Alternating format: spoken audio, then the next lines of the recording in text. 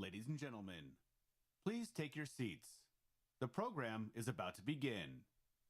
At this time, please turn off all electronic devices. Please refrain from using flash photography during the program. Thank you.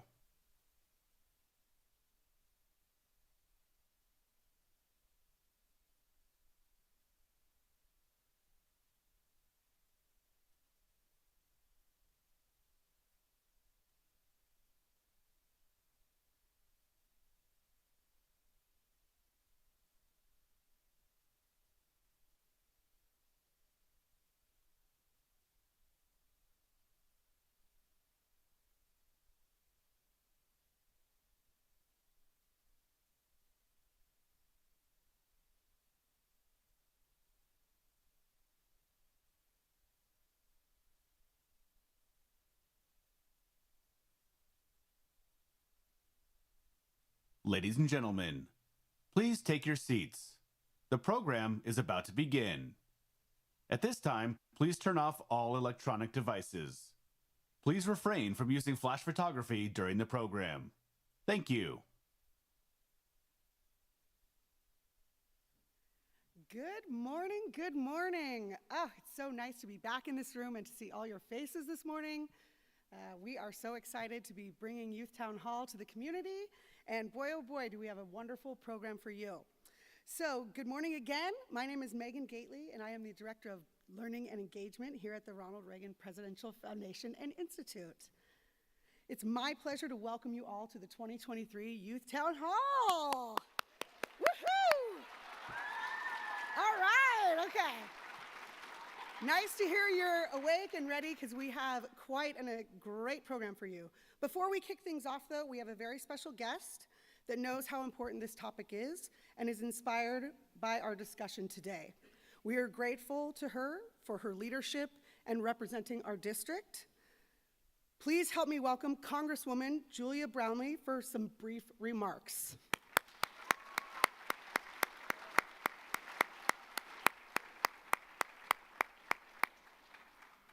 She is definitely on her way, so we are not pulling a fast one on you.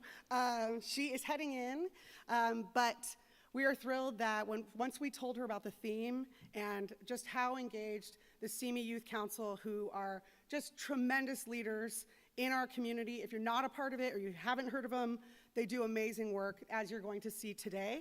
Once she heard about what we were going to tackle, which is social media and its effects on mental health, she reached out and said how excited she was to support this event and wanted to make sure that she could thank you all, welcome, and kick off this exciting event. So let's do another round of applause for Congresswoman. Thank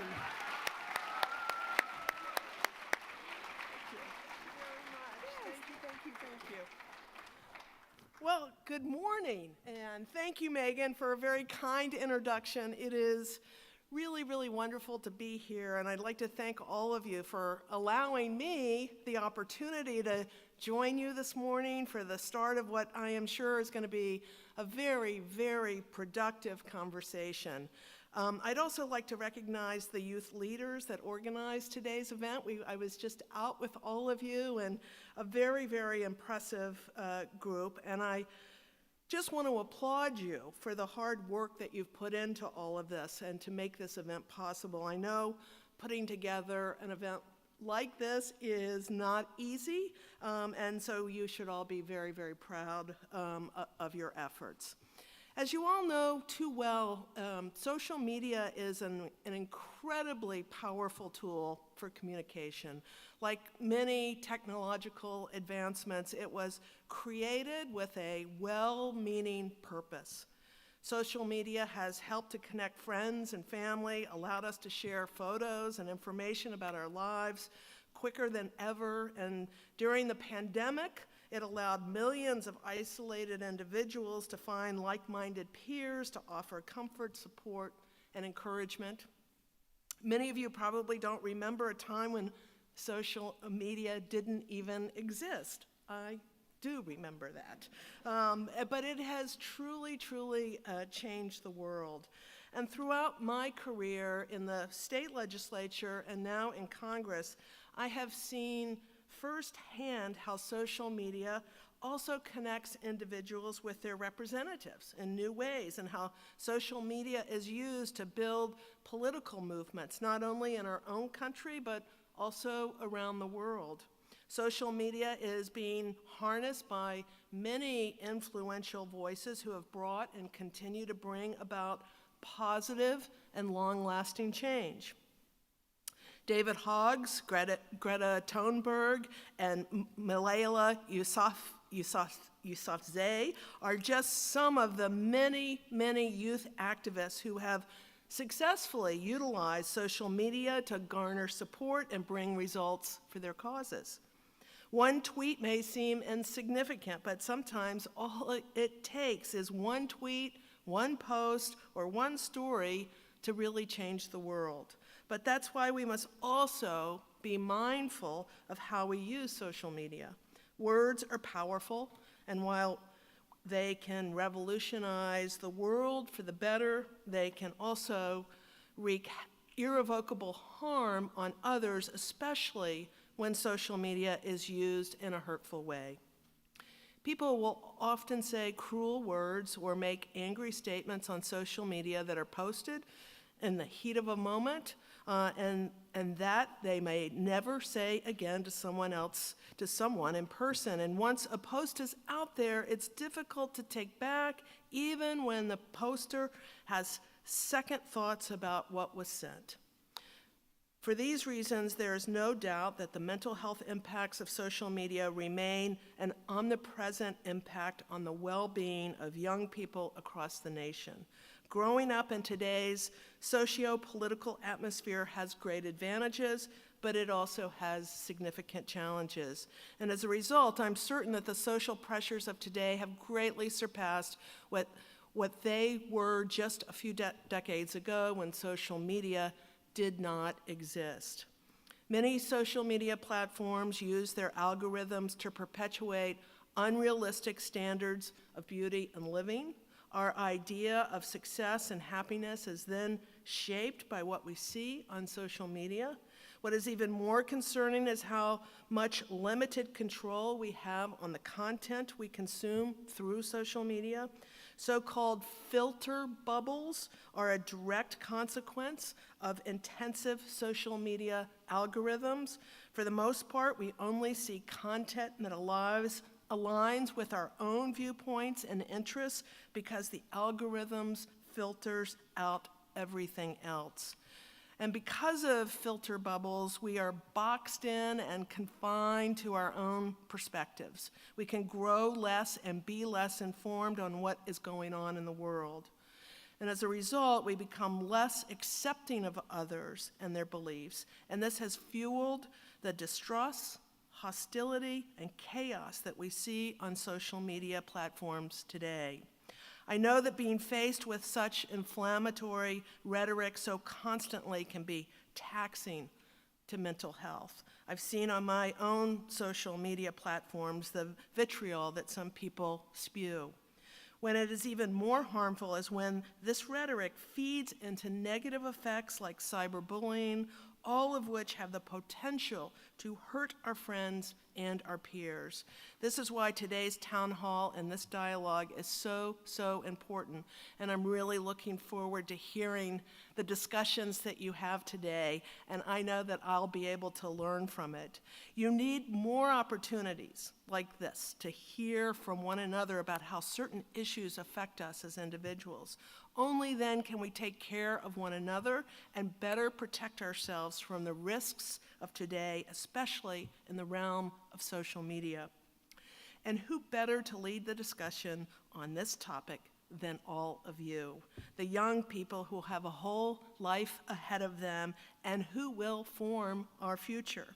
Today's youth are consuming so much social media, and you know better than any of us the impacts that social media can have on your lives and on your mental health. And together and through dialogue, I know you can come up with practical solutions to address this issue facing so many young Americans today. By being here today, you are part of the change needed to help one another navigate social media and navigate everyday life better. So I wish you all the very, very best for a successful town hall, and I look forward to hearing about the outcomes of what is sure to be a productive dialogue. I am so proud of all of you, and I, again, so grateful for the opportunity to have a few minutes with you today. So have a wonderful, wonderful session, and thank you very much.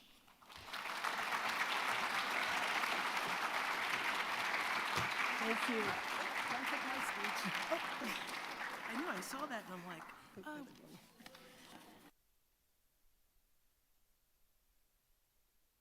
Thank you, Congresswoman. She almost took off with the rest of my speech, too. So she almost was your host today as well. Thank you for your time, Congresswoman. We really appreciate it. Now let's get started. I'd like to begin by taking a moment to express my own gratitude. Today is a very exciting day that would not have taken place without the effort and dedication of our partners at the Simi Valley Youth Council. They have been working very hard to prepare an informative and engaging event for you. So let's give the Simi Youth Council a round of applause.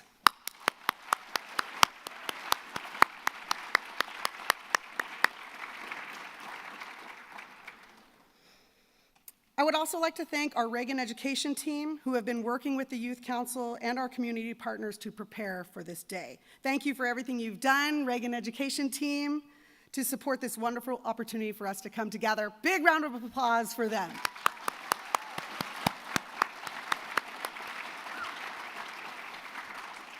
Because we're starting off with gratitude and because this is such a community-based program, there are a lot of community partners, and I just want to make sure, as they are unsung heroes often for a program like this, that we recognize and express our gratitude of the many people who have supported this.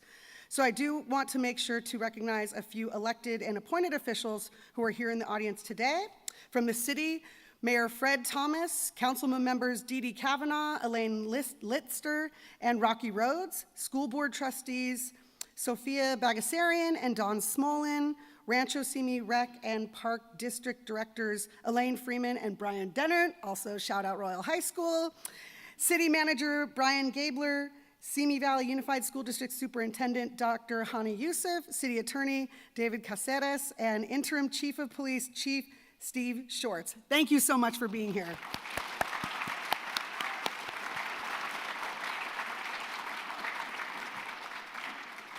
I'm going to keep my remarks short as we are all here to let the students lead and see what they've prepared. This is about you students and your ability to talk productively about important social issues. But I'd like to briefly touch upon the concept of a town hall meeting. The idea of people coming together to discuss issues that are important to this community. This is an idea that dates back to the earliest days of our country and centers around the concept that people can come together to talk about issues in thought-provoking and powerful ways. This concept isn't just for adults, but for young people. You are members of the community and have a vested interest in making it better. Today's topic is one of incredible importance, so I'm excited to turn it over to the Youth Council to lead this discussion. Before I do that, I want to tell you very briefly about 2 ways to continue to engage in dialogue like this and further your own leadership skills. On February 3rd and 4th, we're hosting our Reagan Leadership Summit, a youth leadership conference for students by students. The theme is Adversary to Ally, building bridges, connections, and opportunities to hear from young people who are making positive change in their communities now. Learn new leadership tools and strategies, and also expand your network by meeting fellow students from across the country. Also just confirmed for you sports fans that Austin Eckler from the Los Angeles Chargers will be our keynote speaker on Friday night. So we're very much looking forward to his insight about leadership in sports and the challenges he's faced through his career in life. Also, don't forget about our student leadership program. That is a week-long hands-on learning experience that allow you to develop leadership skills and create projects that can better your own communities, issues that you care about.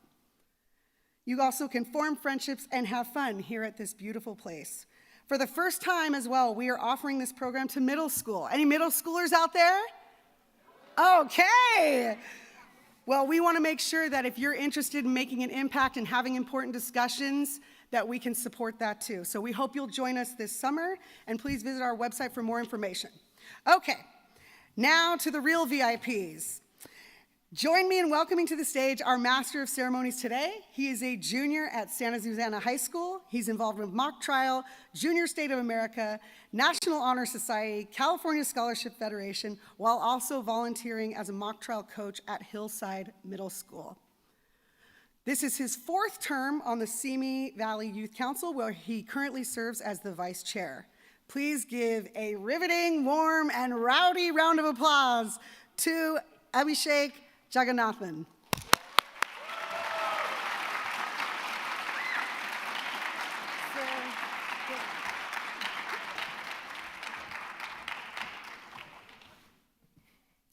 Good morning and welcome to the 2023 Youth Town Hall. My name is Abhishek Jagannathan. As Megan said, I'm a junior at Santa Susana High School and I will be your MC for today's event. At this time, I ask that you please stand and join me and my fellow Youth Council members in the Pledge of Allegiance.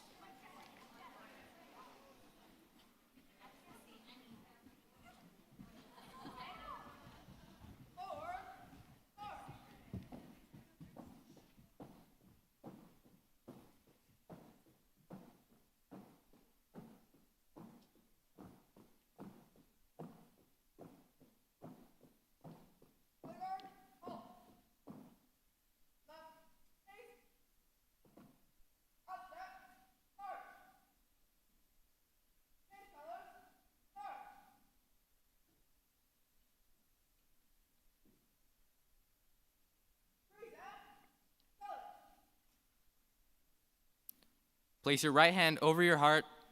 Ready? Begin. I pledge allegiance to the flag of the United States of America and to the republic for which it stands, one nation, under God, indivisible, with liberty and justice for all. Thank you. You may now be seated.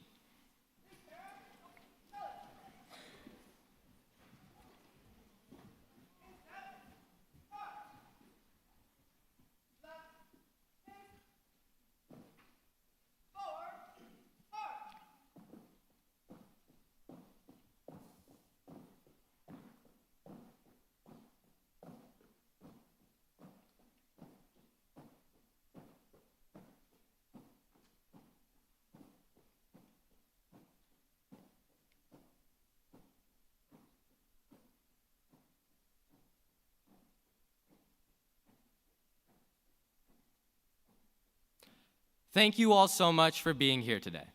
Now, we're here to discuss something that has a significant impact in all of our lives: social media, particularly as it relates to mental health and other effects. In the last decade, social media has become a powerful force in our world. It influences the way we think and the way in which we communicate with each other. And there are a lot of benefits to social media. It has brought the world closer together and allowed for a new culture and shared experience.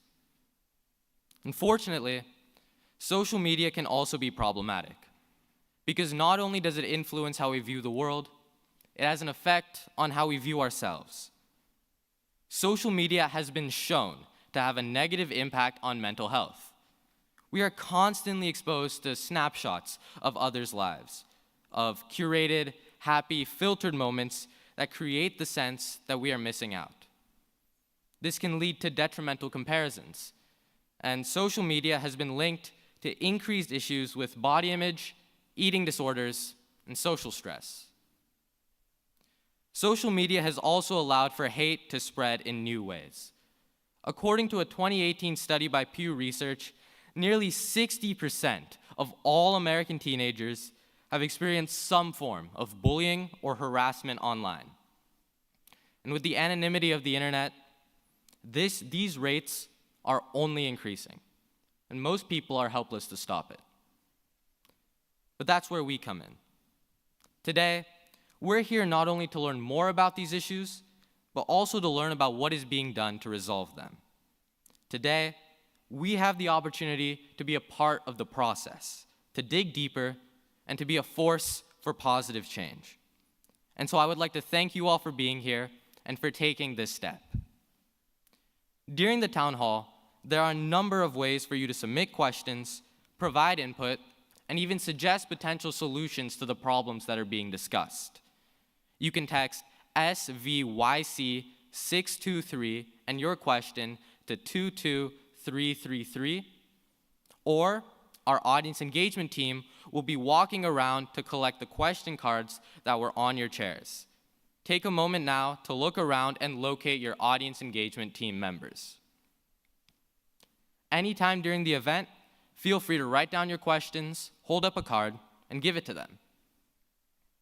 At this time, I would like to welcome our youth moderators to the stage. From Royal High School, we have Ella McCrossan.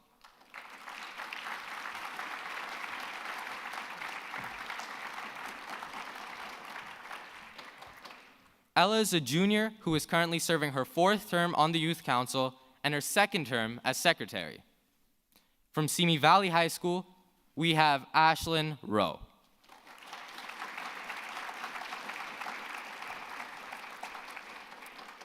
Ashlyn is a senior, and not only is she the chair of the Youth Council, she has served on it for an impressive 5 terms.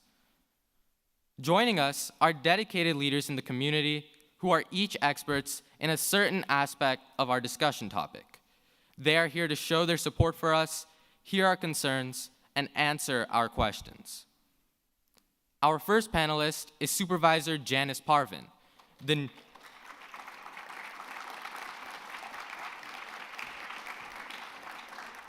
She's the newly elected District 4 representative for the Ventura County Board of Supervisors, as well as the former mayor of the city of Moorpark. Second, we have Dr. Clive O.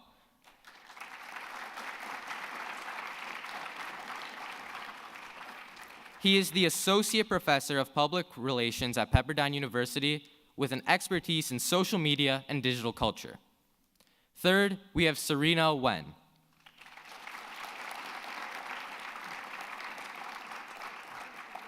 She's a licensed clinical social worker with the Simi Valley Unified School District. And fourth, we have Mark Berkman,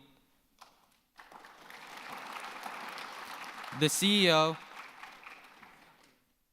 Unfortunately, Mr. Berkman will be joining us shortly, but he is the CEO of the Organization for Social Media Safety and the former senior advisor to members of Congress and the California State Assembly. It goes without saying that social media plays a substantial role in our lives. Its problems are our problems. And so I encourage all of you to take advantage of this opportunity to make our collective voice heard in a meaningful and impactful way. So without further ado, let's get started with the 2023 Youth Town Hall.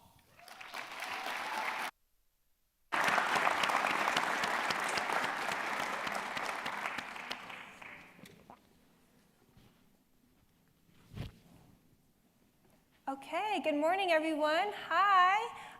Welcome to the 2023 Youth Town Hall. My name again is Ashlyn Rowe, and we're going to begin our discussion session right away. I'm going to transition over to Ella, my fellow youth moderator, and we'll begin with the first question. All right, hello everybody. Our first question is for all of the panelists. During the pandemic, social media became a much more integral part of teenagers' lives, and each of you through your own careers have a unique perspective on social media usage. So from your own perspective, what do you think has been the most significant impact of this increased social media usage? Why don't we start with Supervisor Parvin? Thank you. You know, during the pandemic, I think it really brought our teens together. We really needed each other. We were lonely. We weren't, I talk as if I'm a teenager, don't I? But we were disconnected. We weren't going to school necessarily. We're on Zoom, taking classes, so we were very disconnected. And at that point, social media did bring us together as a community, as teens, as parents of teens. So it was very impactful, and we really needed it. So it played a very, very big role in getting us through it.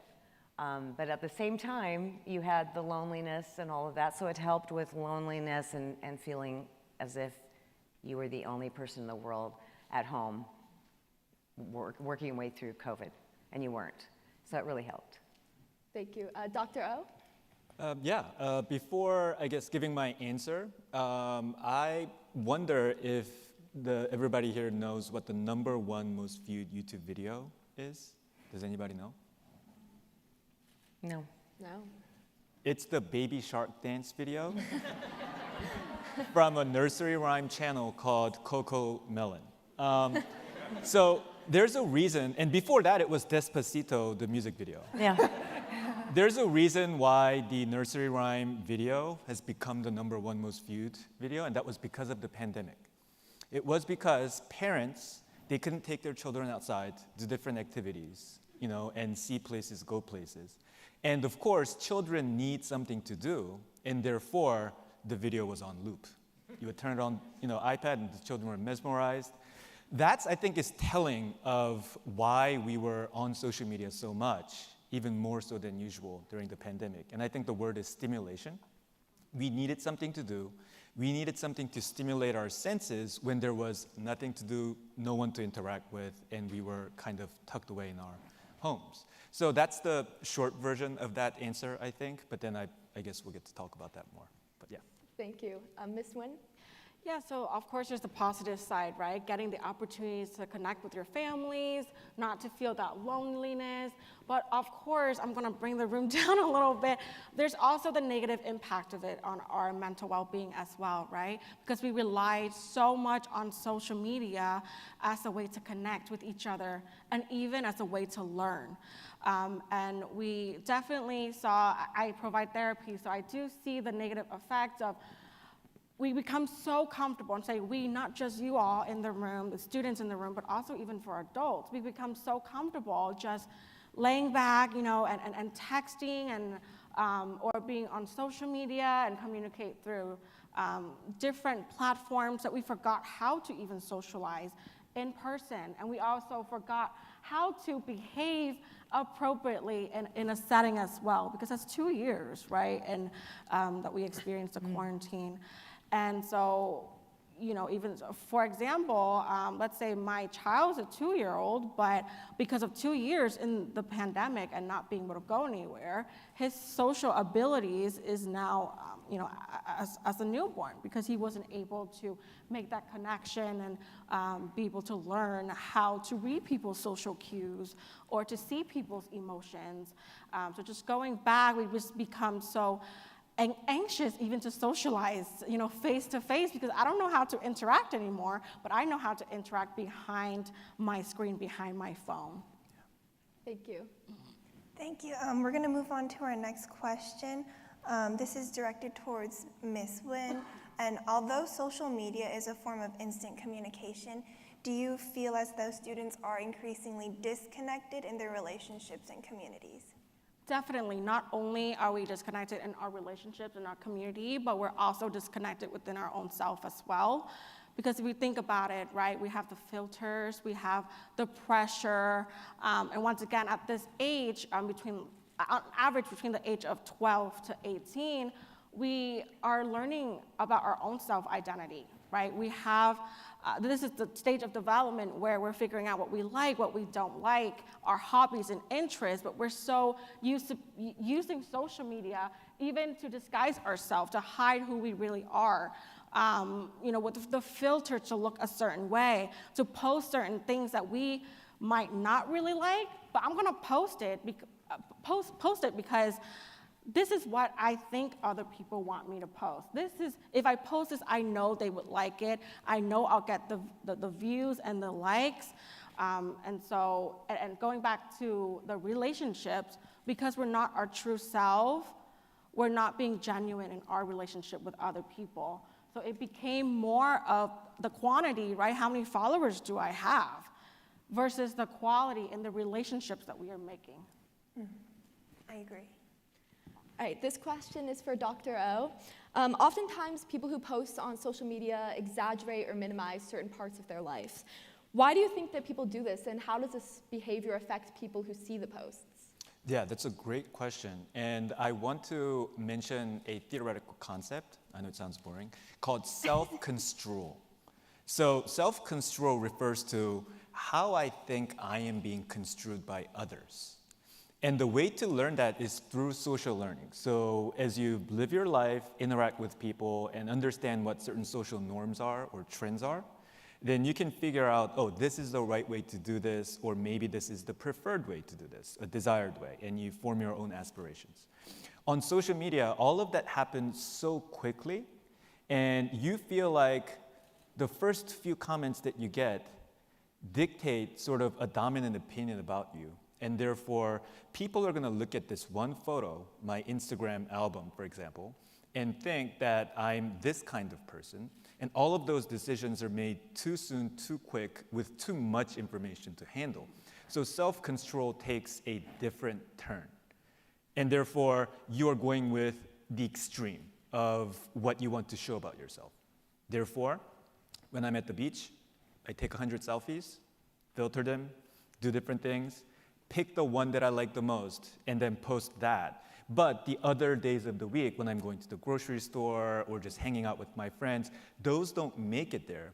And you're trying to top the previous post the next time. And therefore, you show, like what you were saying, exaggerated, or in some cases, minimized versions of yourself on social media. So I would like to tie it to the concept of self-control. Thank you, Dr. O. Our next question is for Supervisor Parvin. What resources are the most beneficial in early identification of mental health conditions attributed to social media usage? That's a very good question. It's really, really challenging to identify when somebody has some mental health issues. It is for many of us. But they're clues, and you just have to pay attention, right? So during the pandemic, there was a young man in my community that was sleeping with his baseball bat. And his parents called me and said, I think I might need some help here. My son's sleeping with his baseball bat, his glove, and his ball. And I said, okay, he's a ball player, and he's not able to play baseball. And he's like, no, he's not playing any baseball this season. There's no baseball. So what can I do? And I said, you know what? We need to make him feel better. So let's do something really fun. And we'll have a bunch of people in the community get together, and we'll deliver a bat to him. Somebody else will deliver an autographed ball to him. And we did all these things to make him feel better. I couldn't believe how quickly this kid turned around and got all excited, and to the point where we didn't think he needed to go talk with anyone professional. We think we got him out as a community ourselves. So you just have to listen. If you have a friend that's telling you something that doesn't sound quite right, it probably isn't, and you should share that. Share it with your parents, share it with other friends, but get them help. And that's what was going on during the pandemic. So a lot of people did get help. But there's plenty of help out there right now. If anyone needs help, if they're stressed from social media, and truly, I see a lot of it in the adult world all the time. I even saw some yesterday. Name calling, and these are adults. They probably were like that when they were kids, but there was no social media. But so it goes on your whole life, that kind of behavior. Just learning how to manage your way through it is very, very interesting, and it helps you get through. If you do need help, we can get you help. And it's really easy to find it. You just have to reach out and let us know you need it. I think, yeah, that unique story definitely speaks to the importance of listening and community. So do you have any advice for students our age or adolescents in general in terms of taking tangible steps to alleviating mental health crises or just helping the community stay strong and connected? Well, you need to talk to each other. Even if you have other friends that feel the way you do, why not share it with them, why you're feeling that way, what you need, right? So, I'm not a professional mental health expert, but I certainly know who to refer you to. Yeah. So if you need to reach out to me, I'm open. My phone number is readily available, and I'll get you that help. I'm not your first person to call, but I will take that call. So call me. Thank you. This next question is for Ms. Nguyen. Right now, what services are available to people who need mental health support in Simi Valley? Simi Valley as a whole, in the community, or Simi Valley schools? Both. Okay. So let's start within our school district. We do have lots of resources and support out there. So for elementary schools, we have elementary counselors. This year, I believe we have 7. correct? Right. And we also, and for secondary, you also have access to your counselors as well. We also have a program called Daybreak that can provide brief counseling support services for individuals. So when we say brief, they're able to support more mild to moderate symptoms that you might be experiencing. But if it's beyond that, it's something that you've been struggling with for over a year, then for me, that sounds a little bit more like a clinical diagnosis that might require longer term than 11 sessions with a clinician from Daybreak. Once again, you have to start with your counselor or share with somebody that is a trusted adult on campus so that they can connect you to the right support. Within Simi Valley, we do have the free clinic. We have VCBH, which is Ventura County Behavioral Health, and other through private insurance that can provide therapy as well. So it really depends on your insurance.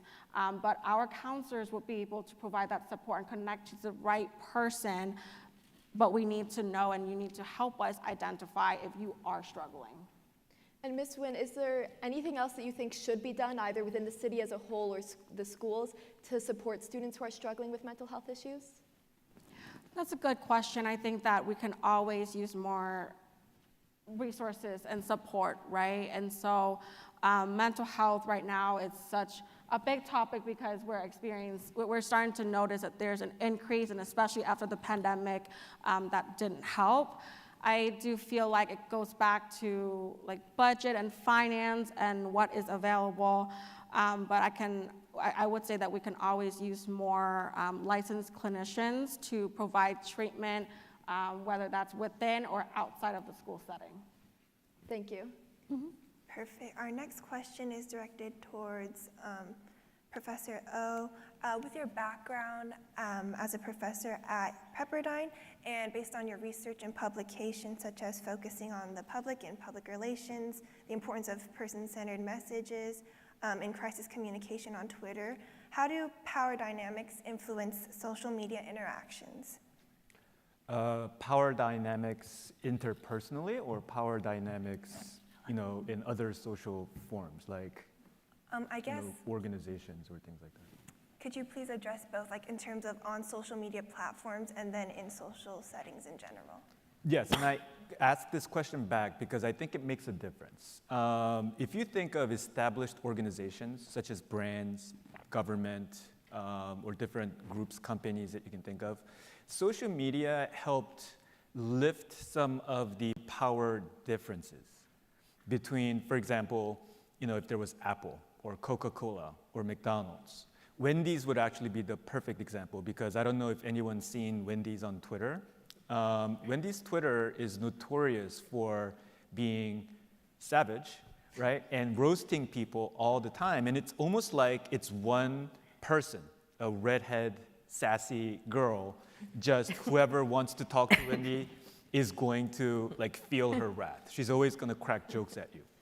Now, because of that, and social media allowing for this, and if I wanted to talk to Wendy's the brand, I can go on Twitter right now and send them a message. Now, whether they will reply, that's a different question.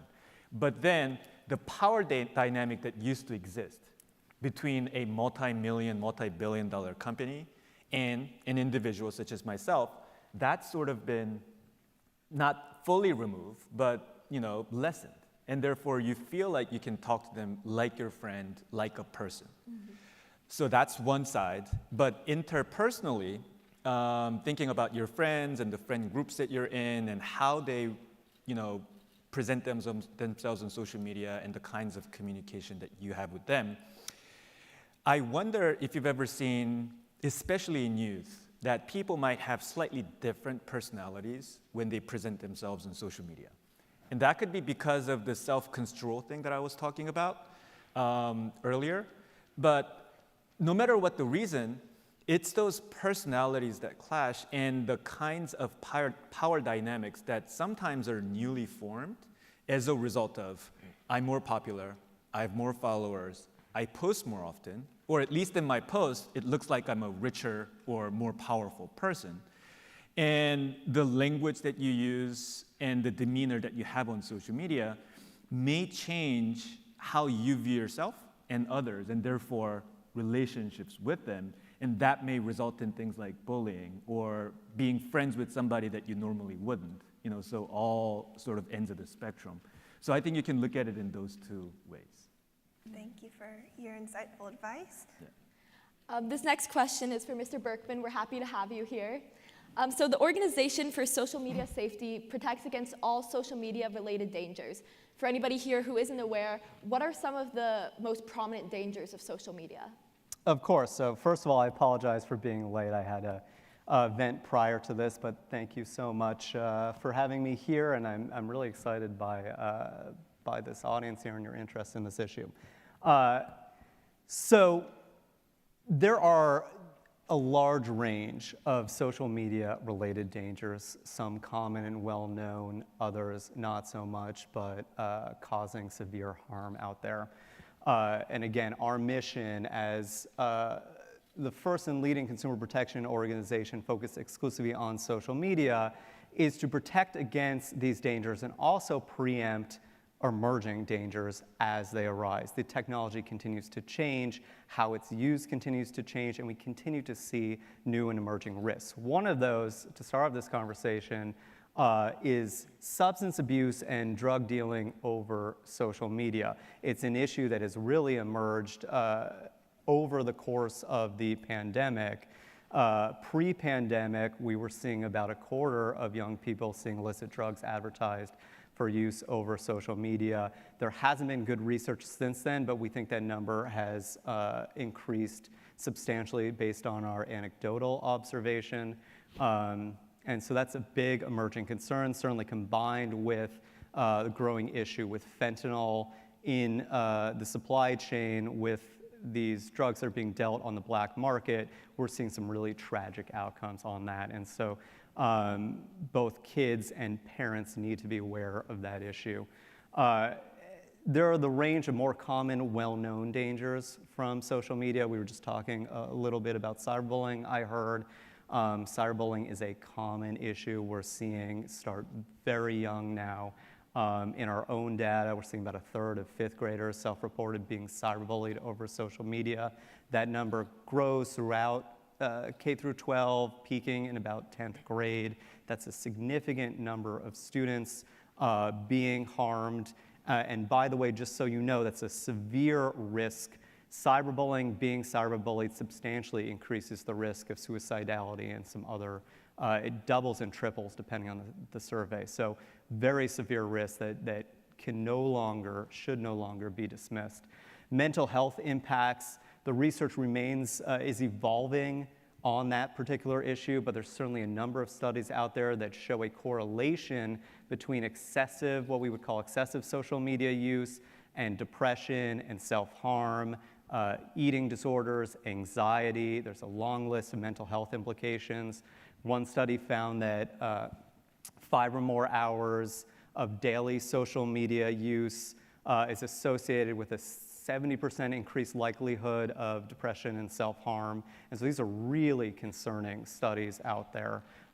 Sleep deficits, educational impacts, research along the range of these mental health impacts and habitual or excessive social media use.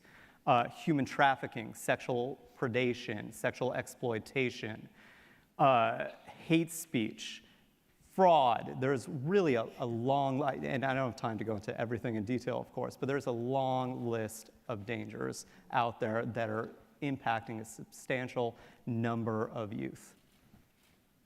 Thank you for your answer. And kind of to follow up on your answer, based on your data, your company has gathered as CEO of the Organization for Social Media Safety. What populations do you find, or demographics, are most vulnerable when it comes to social media usage and the dangers that are associated? It's an excellent question, and what we have seen, and we work with schools across the country, K through 12 schools, in a variety of different types of populations and demographics. In our own data, we actually see that impact from a range of social media related dangers actually transcends demographic differences. And so cyberbullying that I just talked about social media motivated violence and exposure to violence, exposure to explicit real hate speech, engaging in sexting and explicit exchanges of content. Those numbers are the same through different demographics. Now we have an ongoing research partnership with UCLA to conduct some groundbreaking research and answer some of these even basic questions that we still don't have answers to. So we're exploring whether impacts from dangers or susceptibility to harm might vary among different demographics. It's an open question at the moment, but it is an important one, especially when we look at how we can best prevent these harms from impacting students and protect them. Thank you, thank you. All right, this next question is for Ms. Nguyen. From what you've seen in interacting with students, social media can be a platform for discrimination and cyberbullying. How can that affect a student? Good question. So we'll start with the cyberbullying first. And we all know or have been hearing the effect of cyberbullying and how that increased the risk of suicidal thoughts and then also could affect suicidal attempts as well. So for cyberbullying, it's hard for us to catch it or stop it immediately because it's hard for us to hear or to see it. So by the time that we see it, it could have already been like 2 hours, a day goes by. And so the effect on the targeted victim is pretty serious, right? And especially if this individual does not have a strong protective network. So what I mean by that is they might have, like, if they're an outsider or they already have their own insecurities, their own mental health challenges, they don't have supported friends or supported families. So this immense stress that they're dealing with and going on a day-to-day without getting that support, we see the increase of suicidal ideation. And then if they don't seek for help and seek for support, we see suicide attempts. On the other hand, some students who are victims of cyberbullying, they take more of a, I'm going to take revenge. And then that's when we also see tragedies happen. In terms of discrimination, similar effects to it as well, right? It affects the well-being of the individuals, the students that are seeing it. And I'm going to use this example just because it's the first thing that pops in my mind. With the pandemic, there was a lot of discrimination against Asian Americans. And we see a lot of violence on social media, on TikTok, on Instagram, on Facebook of Asian Americans being harassed and physically assaulted for being Asian, just being on the street. And so, for example, a client or her student, a teen that I was working with, she started to have a lot of anxiety about coming to school because she felt like people were going to judge her for, because she's Asian. And there was a lot of fears and anxiety, and these are very legitimate fears that she's having, anxiety thoughts that she's having, but it didn't help with social media reminding her this could happen to you if you go to school, if you leave the house. Another thing that was really impacting her is with so much hate that she felt like the world and even the people around her started to not like her because she's Asian American. She started to internalize it and hate her own identity of who she is. And there were so many thoughts of, well, the only way for me to solve this issue is I have to kill myself because I can't, my ethnic identity, I can't change that. I can't change the way that I look. And it took a lot of intense treatment over a long period of time. This was during the pandemic, so it was hard having to do teletherapy through Zoom because I can't see, once again, behind the screen, I can see her face, but I can't see the rest of her body language. Or I can't be there and have that connection and being with her in the moment to hear her pain and to just be with her. But going back over the course period of treatment, she's doing a lot better now, but we have to really work on limiting her exposure to social media, limiting it and just being really mindful, with what she's exposing herself to. And I think we talk about the algorithm, right? The more that you look at something, the more you're likely to go to see it. So the more that you think, well, this is happening very often. Thank you.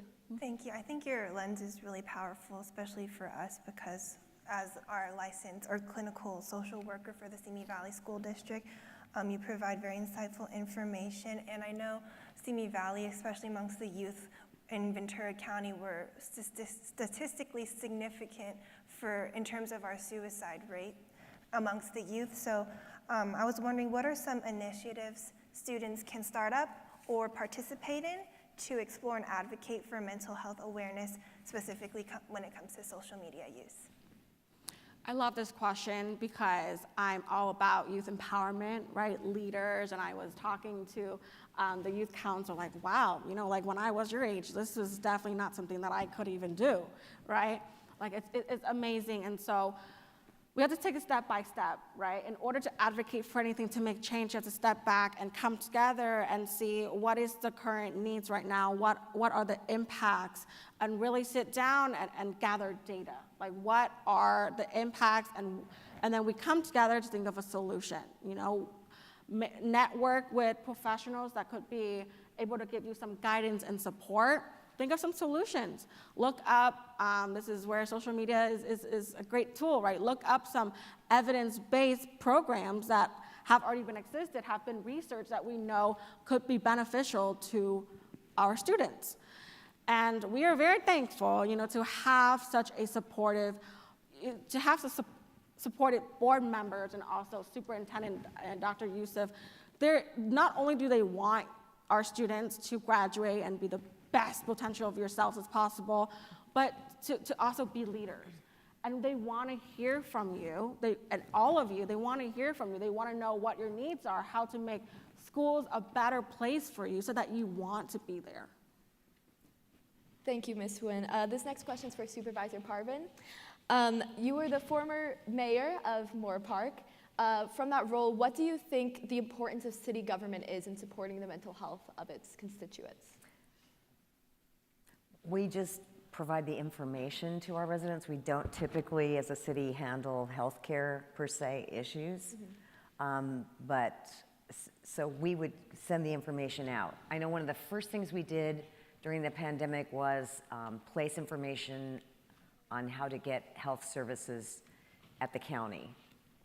Yes. Right? So that's the very first thing we did. We put it up there. We also had information relative to stress, suicide prevention. We did as much as we could to get the information out to the community, but actually a city doesn't handle that portion, the county does. The county provides those services.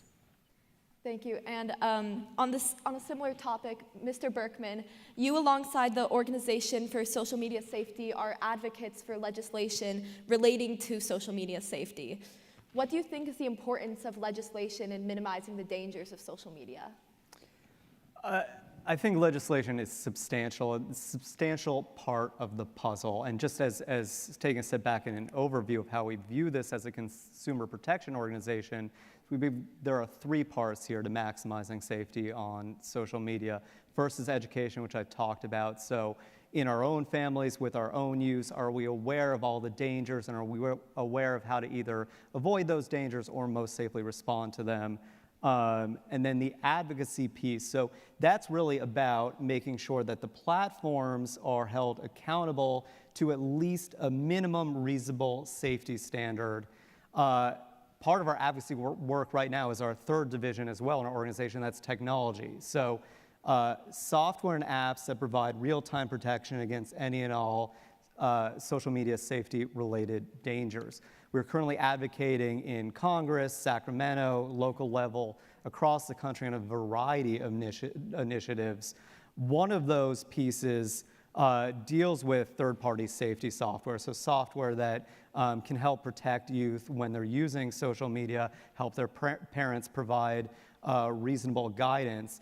We want parents to be able to have the choice to use that software on all platforms. Right now, certain platforms allow it and others don't, and we're seeing a lot of harm come from that. And one of the pieces of advocacy there, and again, with the intent of holding the social media platforms accountable for that level of safety. Another area of that is making sure that we have sufficient information and data so that we can see what's going on in terms of various dangers. How are sites managing trafficking, for example. And so we have other legislation pending in Congress that would allow us to do that. And you may have heard of a number of other legislative initiatives that we've endorsed or we're working on, like COSA, the Kids Online Safety Act. And again, that would provide some, and these are very reasonable, kind of fundamental activities that these social media platforms should be engaging in to provide their users, their consumers, minimal amounts of protection. And remember, especially for all the youth here, the social media platforms are making their profits and their money off of your use, off of your time, and so they have some level of responsibility of ensuring that you are kept safe. One other piece I would add to this advocacy question is, you may know or have heard of a piece of federal law called Section 230, and that essentially gives the social media platforms immunity when it comes to lawsuits dealing with harms. And so essentially every day I'm talking to a family that has been severely impacted by some sort of social media harm, and right now there's essentially zero form of accountability or recourse that that family can make with regard to the social media platform. So one of many things we're working on in terms of advocacy, but we think it's an essential piece of the puzzle. Thank you. This next question is going to be directed towards all panelists. And I'm sure everyone here can agree that social media and its usage is not going to stop anytime soon. It's going to only continue to grow. So how can students take advantage of our heavy reliance on social media to excel in schools, homes, and their communities? We'll start with you. So this is certainly a part of what we teach students. You know, the goal is to not take social media away, especially from our teens, but to maximize safety. So to be thinking about safety, to understand the range of risks before you get on it, and certainly if you're already on it, understand how to avoid or respond to those risks in a safe way, and in a way that's also being an upstander, as we like to say, for your community. You asked specifically about the benefits, and our organization is more focused, to be clear, on maximizing safety. We know that there are benefits. We don't necessarily educate on them, much like if you were taking driver's ed, you're not getting a lesson on everything that a car can do. That's our viewpoint. But I would say kind of 2 quick points, because I could talk about this for an hour and a half, and I won't. 2 quick points. I think in terms of the benefits and where they merge with safety and our safety concerns, one is intentional use. If you're getting on and using social media, you want some intentionality to that use. That's really where you're deriving the benefit. The average teen use of social media right now is not intentional. It's flipping through TikTok or shooting thousands of snaps out in a week, essentially. And so that intentional use, are using it for to learn more, using it to discuss a certain topic of interest or advance a hobby, entrepreneurial pursuits. It's a small percentage, actually, of the use out there, as we found, but that's a key to how we use this. Be intentional about it. And related to that, the second point of keep an idea of how much you're using social media. A lot of these dangers are made worse with more time.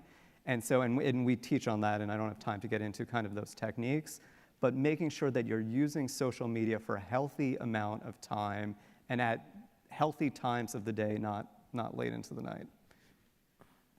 I'm not going to repeat what Mr. Bergman just said, but ditto. But I just want to zoom in a little bit to the the abilities to connect with others, right, and the creativity piece to it. So going back to what I said earlier, like at this age, on average, between the ages of 12 to 18, you are developing your sense of identity. And social media could be a great tool to explore, like, what are my interests? What do I want to try? What do I like? What do I do not like? And using that as a way to maximize your potential, to try something new, to learn something new. And going back to the connectivity, right? Using this as a way to connect with one another, being very mindful at the same time and not just mindlessly scrolling through. And so that's, yeah, everything that you've already mentioned. Like I said, just being mindful, the connectivity, and allowing yourself to be creative and to learn something new. Okay, so I have, I think, 3 things that I will say. Well, for the first one, let me actually ask the audience, maybe by show of hands, how many of you think people lie on social media? Okay, that's almost everyone. Keep your hand up, remain your hand, okay, people lie on social media, but keep holding them up if you lie on social media. All right, so that's only like a handful. Okay, so here's what I'd like to say. Okay, people, okay, very proud of them. Okay, here's what I'd like to say. When we think of others, we think they're going to act in these ways, and I see right through them. They're liars on social media. They're problematic, right? But you are also someone else to someone else, right? And you may not admit it, but you may be doing the same things, maybe without knowing, or you know it, but you just, the stimulation or the enjoyable aspect of social media is too big. So think of that, and what that really means is respect. Respect other people for, it is still communication, and you are someone else to someone else. That's the first thing that I'd like to say. And the second thing that I want to say is try and be helpful. So in your social media communication, because of all the good features that it has, you can help other people. So I don't know if anyone knows this, but if on my social media, maybe there was a video or a reel or a TikTok where I was seen, but I was doing this, tuck my finger in, it's 4 fingers up, and then went like this. Does anybody know what that means? Yeah. No. Is that flipping the lid? It means help. And it started in the community of victims and potential victims of domestic violence, where they weren't able to tell people what issues, what problems they were going through, right? And there was a nonprofit in Canada that wanted to promote this hand gesture, right? And through TikTok, influencers who may have had some experiences of their own or their close ones promoted this, genuinely and wanted other people to know. And there have been cases where others have noticed, people in cars, on social media, that they were crying for help, and they got the help that they needed and wanted. So you can use social media for something like that, and you can make a difference. So try to be helpful, right? So that's the second thing. And the last one, this is what I tell my students. I ask my students, what's the last thing you posted? And the student will say, well, I posted a photo of a burrito that I ate, right? Or, I was just with my friends, and it was a comment for my bestie's post, And so they would say things like that. And I say, stop and think about, okay, are you okay if your dream job employer or somebody that would mean so much and is significant to your life goal, career-wise or otherwise, to see that right now, what kind of judgment or assessment will they make of you about that post? Now, social media should be fun, right? It can be fun, it should be fun. But constantly think about, am I ready if this post that I'm posting right now can be seen by the Apples and the Coca-Colas or, the White House, and they're going to look at you and associate this post with who you are? Try and make those align. Constant efforts doing that, I think you'll find the perfect balance between having fun and having a good, I think, social media posting life. So those are the 3 things that I'd like to say there. Supervisor Parvin? There are many benefits to social media. Some of my favorites are watching people jump on trampolines and not land well. I really am entertained by it, and that's the part that I really love. It's terrible to say because they're probably hurt, and I don't know that, which is okay as long as I don't know that. But sometimes you need to relax. You've had a very stressful day, and one fun way to do it is to watch those videos, right? Where you see terrible skiers or snowboarders or people jumping their skateboards on railing that they shouldn't be on. Those are the things that I enjoy on social media. I shouldn't admit that. But what I don't like is the bullying that goes on. I see a lot of it. I even will comment if I see something that just goes too far. I'll make a comment that, can you give me a call? I'd love to talk to you about your post. But I think we spend too much time on it. I know friends of mine that do. I have grandkids that do. In fact, they text me from other rooms of my home when they're in my home. That bothers me. But I think truly that we should not spend more than an hour per day, and I think the doctor mentioned that on social media, however you choose to use it. Don't spend more than an hour, because once you spend over an hour, it starts deteriorating. I don't look as pretty as that woman. I'm too fat. That man is better looking than me, right? Those are the things that start taking over after too many hours of social media. And believe me, in politics, it can get really, really cruel. I've seen it, and you've got to have really thick skin, and I'm old now, right? So I'm tougher than you, many of you here. It takes a while to get that tough, but you do get that tough. But I remember being you, and in my day, I didn't have to deal with social media. I dealt with bullies. They were out there just like they are today. But I didn't have to deal with it magnified the way you do.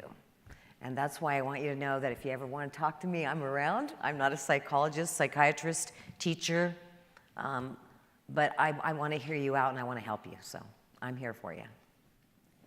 Thank you all for your answers. This next question is for Dr. O. Okay. So each social media platform has its own functions, and with that comes unique dangers. Is there any one social media platform that you feel teenagers should be the most careful when using? Wow, that's a very difficult question to answer, because I think it's different for every person, especially with the kinds of people they interact and the kinds of content they seek, what your liking is when it comes to aesthetics, interface, and things of that nature. I wrote a paper discussing the dangers of short-lived content on social media, and that was when Snapchat first came to being. You're less careful, in my opinion, when you know that something disappears. I think that was the whole Snapchat business model. And then the other companies sort of followed suit, and there were, the stories on Instagram, and then, TikToks and things like that. And it goes in line with what I was saying earlier. Assume that everything you post on social media lives forever. Mm-hmm. You can delete it, you can make it private, you can try and change your password, right? But those things, if somebody somewhere in the world happened to take a screen grab of it and they have it, you have no control over it. And on top of that, the servers that these private companies own, they're there, right? And therefore, so for short-lived content, whatever the actual feature may be, when you see those on social media and you're posting them without thinking twice, I think that, in many, many aspects, should be something that you ought to be most careful about, because you can tend to be a little more extreme, and like I said, careless, but kind of just assume that, yeah, this is a little something that I wanted to use as a rant or venting, but it really isn't. So maybe think about that aspect for those kinds of features. Thank you. Our next question is directed towards Mr. Berkman. As you mentioned earlier, you kind of mentioned the techniques that students can use to limit their time on social media or create a balance of time. Can you expand a little more on that? Of course, so very important in terms of minimizing risk, as has been discussed. There's a range of techniques that we teach. A lot of it's based around the science of habit, because really what happens here is social media use becomes very habitual, and the use becomes habitual. And for those of you who have devices, smartphones, and are on social media, including the adults in here, I assume that you're reaching for the phone when you wake up in the morning, and you're checking your accounts, and it's probably the last thing you're looking at when you go to sleep. That's all signs of habitual use. We're picking that up. We're getting the serotonin, the pleasure center of our brain gets a pick-me-up when we see who likes our posts or who responded to our messages, etc. And so we're trying to combat those habits. And so by setting up rules for your use that you're trying to live by on a regular basis is very helpful. So not reaching for the phone for that hour in the morning. That breaks the habit of that. That's a big chunk of use. Charging our devices outside the bedroom, a reasonable amount of time before we go to sleep. I know this is hard for the high schoolers and middle schoolers here, but not using social media and devices during meal times. It's the perfect storm for habit formation. We have meals every day. There's not a lot going on. We pick up and we start scrolling to fill the time. And so being aware and mindful of that and creating a rule for yourself that I'm not going to look during meal, I'll do it at other times throughout the day.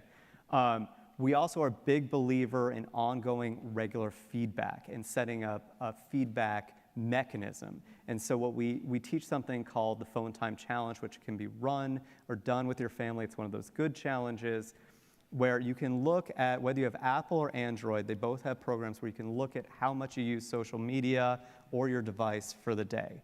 We do this all the time with students. We have them self-report how much time. They're already self-reporting a high amount of time on social. When you look at that phone and actually see the numbers for the week, it's almost always higher than you realize, and that goes for your parents as well. And so we recommend getting an old school paper calendar. They still make them, I promise. Put up in your room, put up in the kitchen, and then just every day, this literally takes 5 to 6 seconds. Your family goes on the phones, you look at your time, and you write it down in the calendar. You take a week, you get your baselines. Like I said, it's gonna be way higher than any of you realized. And then you all can gamify, have a contest, getting those down to a reasonable amount of time. While you're doing that process, you're learning every day how to get a better sense of how much you're using social media for. It's really an effective tip. We actually stole that from the science of weight loss programs. That visual feedback helps us really regulate and learn how to regulate our behaviors as we're starting to learn how to use social media. Thank you for your answer. I think mindfulness and habit tracking is becoming ever more important nowadays. This question is for Supervisor Parvin. Teenagers, as we're talking about, spend hours a day on social media. What activities are there in our area, Simi Valley, or just the district as a whole, that teenagers can spend their time doing instead? There are so many things they can be doing, right? We have the best hiking trails anywhere in this whole area. Wonderful hiking trails. We have tons of sports activities, and you can create your own. I know a young man that every weekend they played a different sport with, and this includes all ages, boys and girls, and they played a different sport every weekend. So everybody didn't like all the same sports, but everybody played a different game, and they played it all over every park, everywhere in the area. So there's a million things you can do, but you can volunteer. I mean, we have libraries, Boys and Girls Clubs, senior centers, and plus, when you're walking around in your community, you ever see anything that needed to be improved, right? Why don't you get with your friends and come up with an improvement project, right? Knock on the door and say, do you need some help? I noticed that your fence is a little broken down. Would you like some help? I mean, these are the kind of things you can do. And you can also volunteer and help a Rotary Club or a Kiwanis Club. I mean, there's so many great things you can do. I remember getting in trouble a few times as a teen because I created things that I tried to make money as a teen, right? I don't have social media, so I'm out there, you know, creating circuses in my neighborhood, right?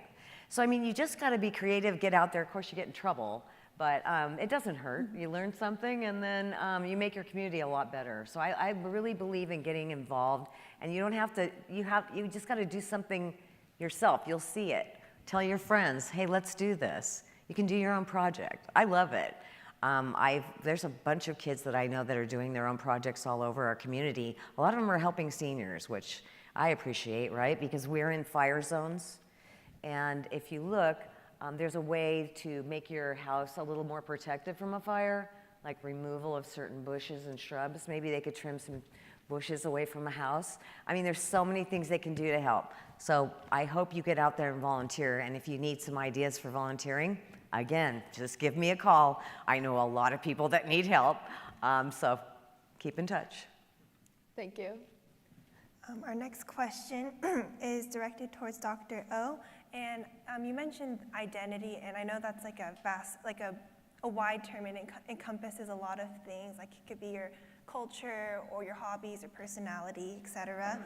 Do you believe, or with your knowledge in international public relations, as you mentioned you were from Korea and studied there, what role does culture play in social media and other public communication settings? Yeah, and that's a huge topic and something that I'm very interested in uncovering further. But yes, just simply speaking, culture determines how social media is used and patterns of behavior and the trends. And then vice versa, social media then would affect the culture within which it plays a role. So for example, in my home country, South Korea, Instagram is big, but even before Instagram and Facebook and even MySpace, there was a social media platform that began in early 2000. And it looked like a MySpace, and it was everybody had it, and there's now been sort of a revival of that website. And everybody kind of sharing old photo albums and what their avatar looked like on, and so things like that are happening on that side of the world that we may not be so aware of. And even on Instagram, there are different kinds of trends that people follow. So, once again, to conclude, the culture that people are in, they dictate what trends might be on social media, and things that people do on social media then will in turn change, how the culture and its norms change, I think. Thank you for your answer. This next question is for Mr. Berkman. An important part of the Organization for Social Media Safety is educating people on the dangers of social media. What advice do you have for both students and parents to staying safe while using social media on a daily basis? Yeah, I've covered bits and pieces of this throughout. First of all, for the parents out there, we do have a free course on our website, socialmediasafety.org, so that can give you the comprehensive information here. At a very fundamental level, and I mentioned this a little, if you're on social media, adult or teen, if you're on social media, you need to have an awareness of the risks that are lurking on these platforms. Because if you're not aware of these dangers, and we've seen this again and again, both in the data and in our experience, you're more likely to be harmed from them. And there is a full range of dangers, as I've briefly covered. And then being aware of the practical steps you can take to either avoid those dangers or most safely respond to them are key. So I want to cover on that. I mean, there's just, I always feel like I'm not doing justice to it on a panel if I'm giving a 20-second blurb on what steps to take, because there really is, you do really have to take a comprehensive approach to protect yourself from the full range of dangers. And we were asking about, you asked about platforms earlier. These dangers are present on most of the platforms. Their frequency can vary a bit, but most of these dangers run throughout the platforms, and how they live varies a little bit. But from cyberbullying to predation, to that excessive use and a whole range of others, they're there. You need to be aware of them. Anything else to that? Very general overview in terms of what you should be thinking about at home. We teach, and so the students here know, we teach parents a social media safety system. What we don't want necessarily is one-off, going to a panel like this or a lecture or parents talking. There's a lot of one-off tips out there, and they're really hard to implement at home. And so what we teach at home is a system, and there's 3 categories of interventions I think that you should all know for your families. It's the social media safety conversations to have. So again, as I just said, that's about the awareness and having those conversations with your parents on a regular basis. That's key. And for an example of that, a big part of that is talking about your family and community values. We find again and again an issue like sexual harassment or harm like sexual harassment. This particularly applies to those that identify as women in high school. They're just swiping right by sexual harassment, or they're continuing to absorb it. So having that conversation about what sexual harassment looks like on social media and that it's wrong, that it's harmful, very key, an example of why those conversations are so important. the rules. What rules are you following in your house whenever you're using social media, every time that you go on, so that, yes, you're still on social media, but how are we going to keep ourselves safe? Again, just like driving a car, we're not going to speed. We're obviously not going to drink and drive. We need those same rules when it comes to social media. So we teach those as well. And finally, how are we making sure that our settings are set in an appropriate way for us so that we're staying safe? We talked about time a bit, and I'll add on to that in this question. A great way for you to manage time too is make sure that your time settings in either your iOS or your well-being are set, even if you're doing it yourself as a student here, I don't want to spend more than 2 hours a day on social or an hour a day on social, as we talked about. And, we don't have a hard recommendation on that, by the way, because the research is evolving, but an hour a day is fantastic. You can set that in your phone for it to shut off when you reach that limit. And so those conversations, the rules, and the settings are really how we're maximizing safety. Thank you. Our next question is directed towards Ms. Wen. Social media grants users the option to be anonymous. Does being anonymous influence social media interactions among students, and what's the gray area between privacy and being anonymous, having that option? Yeah, anonymous. I feel like when we're anonymous, right, we become more brave, a little bit more courageous. We feel like we're invincible. Nobody can touch me. I can do whatever I want. And going to your question about privacy, right, I feel like privacy, for example, would be maybe a student that identified themselves as LGBTQ that might not be ready to share their identity. So it becomes a private thing where they can be anonymous and be able to express themselves, find a community, connect with others that makes them still feel safe. Now, on the other hand, there are some people that might take advantage of this tool to be anonymous, and they become cruel.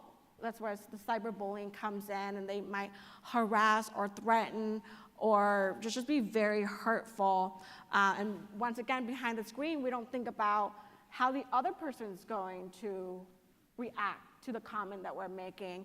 And also because of your brains are still under development, like our brains on average are not fully developed until we're 30, right? So your brain is still under construction, so your abilities to control your impulses, we don't really think twice before we do something. So it's a very impulsive, I'm going to make this comment, I'm going to post this reel, I'm going to post this video making fun or threaten or hurt or to hurt another person. It happens so quickly, and it takes a second for somebody to see it right away.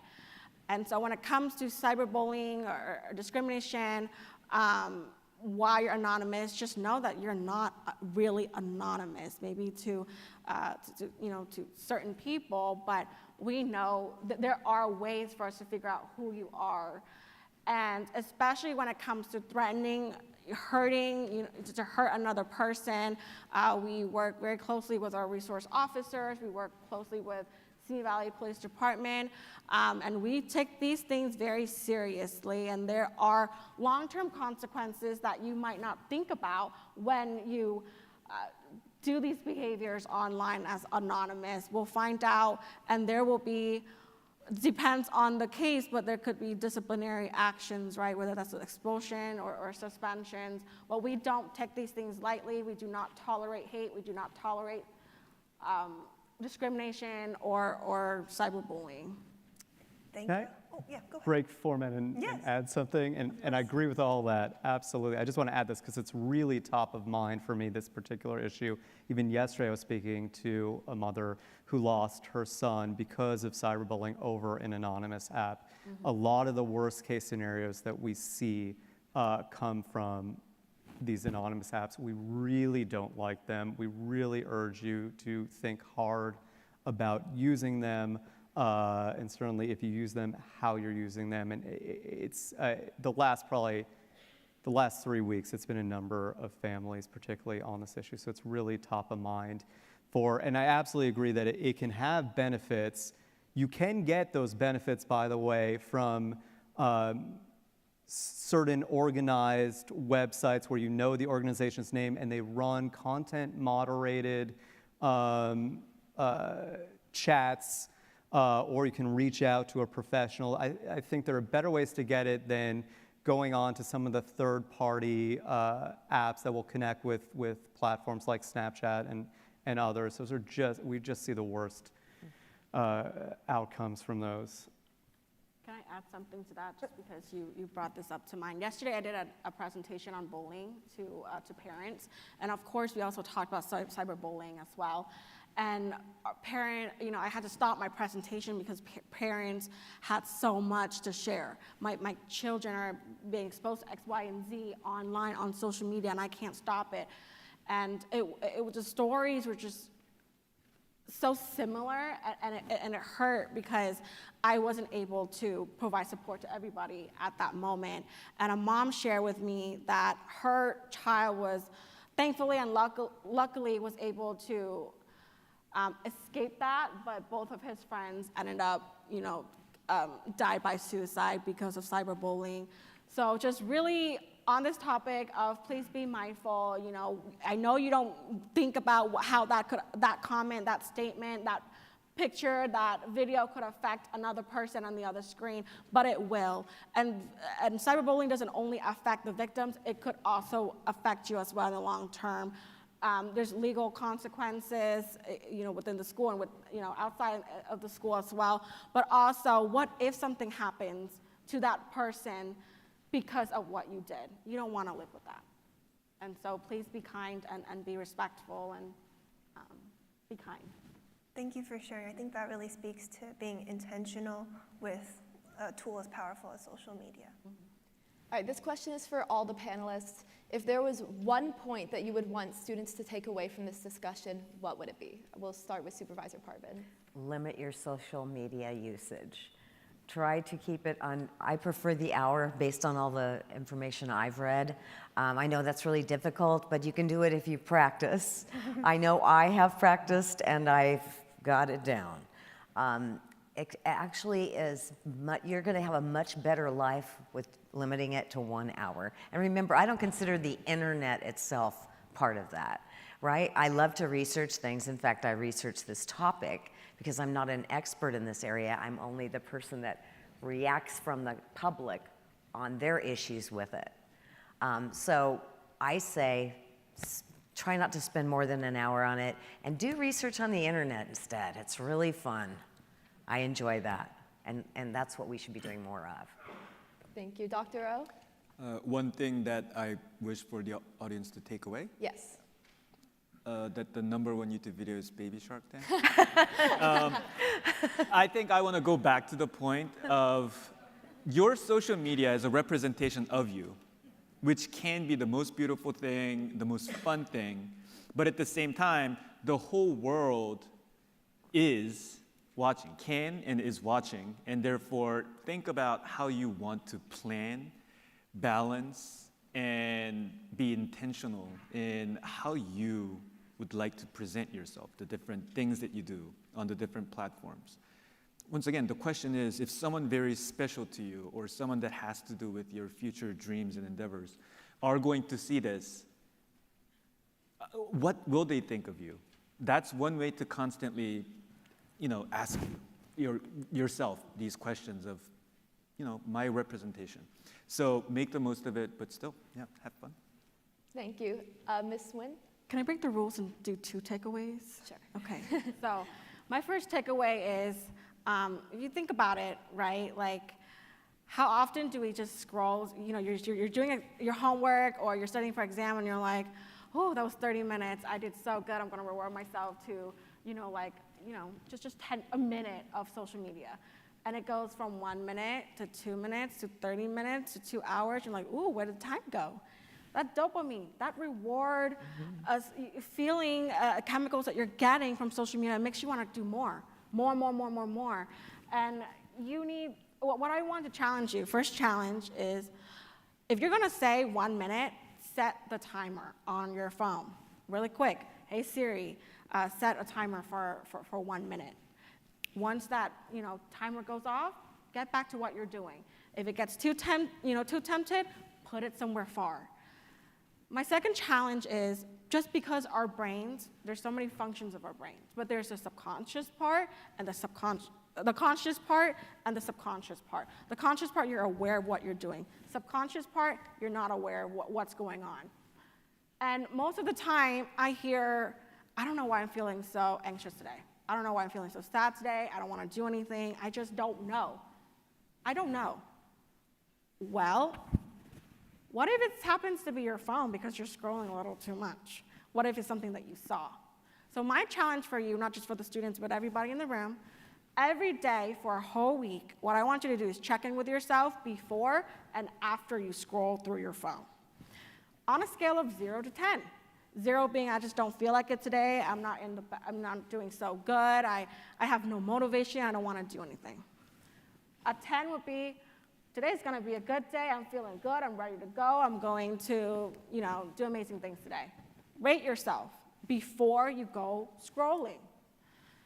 If it's a 6 or a 7, whoa, okay, I'm ready. And then you scroll, and then after you're like, whoa, I'm at a 4 right now. That gives you an idea of a little bit like mindfulness of, well, maybe what I just saw, scrolling through social media before school, probably not the best idea because it might make you not ready to be, ready or excited to be at school. Or even after school, right? It's just doing little check-ins with yourself for a full week. If you need, I think it's recommended that you just write it down or even put on your phone, Tuesday, I'm here, like at this number, before and after, and just keep doing that and keep track of it and see if there's a difference. And then, the following week, do the same thing. Keep doing the daily check-ins with yourself, the rating, but limit what you're exposing yourself to. Limit what you're scrolling through on social media and see if there's a difference. Thank you, Ms. Nguyen. I agree with everything that was said, so I'll make a quick point and then my quick takeaway, because a lot of this was on time as well. So what wasn't spoken, I maybe alluded to it a little bit, regarding time, it's hard. It's hard to regulate your time on social media. We know that, like I said, the social media platforms make their money from your time. There's a reason that snap streaks exist. Keeps you coming back. There's a reason that there's giant hearts and thumbs up. It keeps you coming back. Adults and kids, that's why they have those in there. You are facing off against a Harvard neuropsychologist with an MRI machine. That's the battle here between kids and those features. They're all designed to keep you on. So I hear, it is hard, and I validate that. And this is an ongoing struggle, and figuring out how to limit that time is a big part of the success here. My takeaway is a concept that we teach called blocking and reporting. And I'm using that as my one takeaway here because it applies to a range of dangers. We will often see with cyberbullying that students who are targeted will continue to absorb that harm over and over again, building up more damage. I mentioned sexual harassment, hate speech. It's protective for all of these. So what blocking and reporting is that you're blocking, and you have this ability on most platforms. It does vary. But generally what blocking is, it allows you to block the offending user from posting on your account so you can't see their content. So if they post anything that violates your personal rules, you're going to go and block them. There's also the hide option on some platforms so the person doesn't know that they're blocked, which works well when you're in school with people so they don't know. So you do that. You report the content to the platform, because in a lot of cases, it can be taken down. 2 reasons to do this across the range of spectrums. Again, I'll zero in on maybe hate speech, and also cyberbullying harassment. By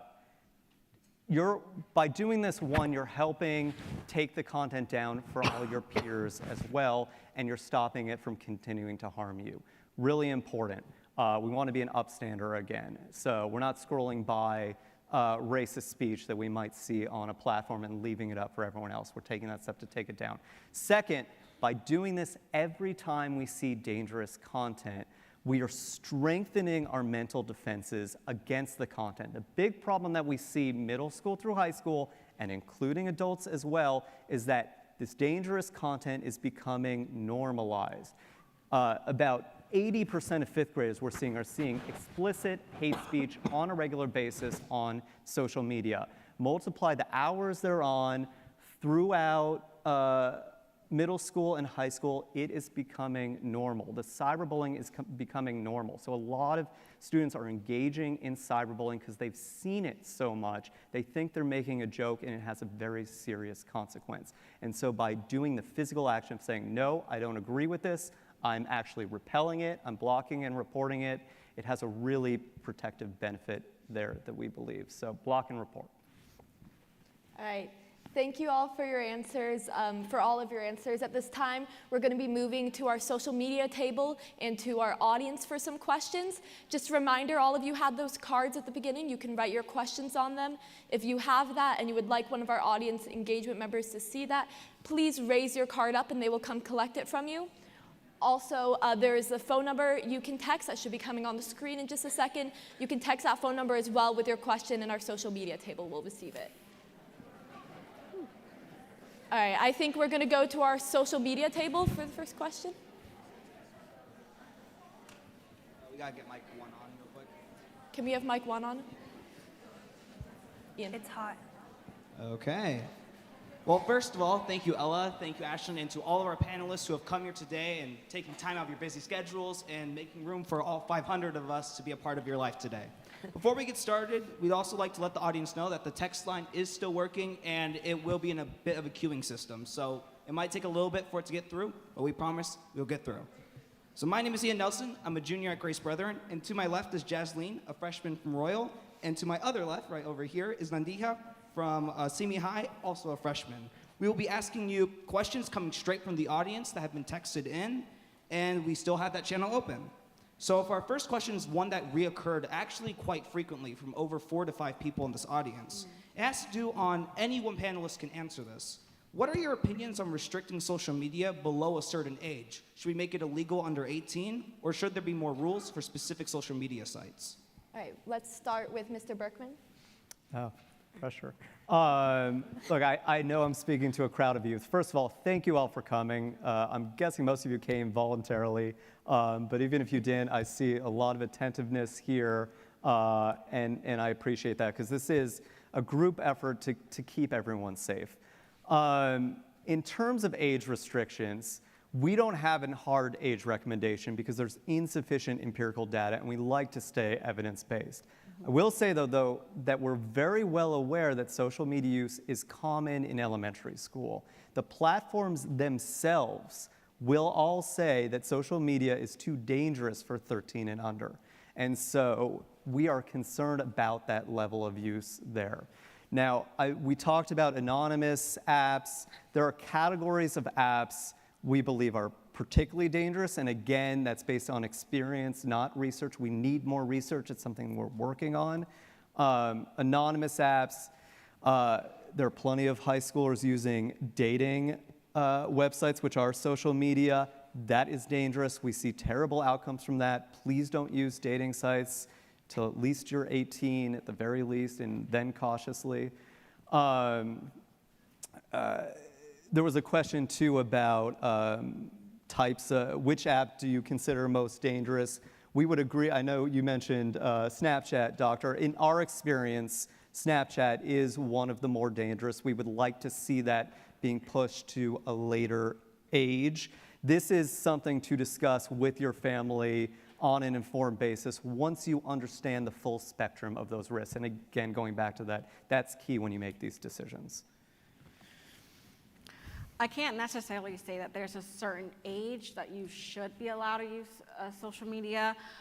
It's just, again, going back to your brain, you know, it's under construction, your prefrontal cortex, its ability to analyze, to critical thinking, to planning, to making the best judgment is still so underdeveloped that you can't process and understand and challenge all the things that you're seeing. And so just going back to that, just more education, right? And all of our brains work differently. We have different support systems, but really just being educated and being mindful and knowing the pros and the cons as you're using it. And I think that there should be of course, more education and support for parents, and I know you offer, there's a free class for parents, and also hopefully there are classes for students as well on how to navigate it safely, mindfully, right? And yeah, it just goes back to education and being mindful. Yeah. Thank you. Dr. O? So like the other panelists have mentioned, I don't know what the proper age would be, but I think a simple test might be, okay, think about a younger sibling that you have, 10 years old. Would you let them stand in a room that's filled with someone like me, plus another 46-year-old from a random guy from the street, a middle school student here, with total strangers talking about whatever they like?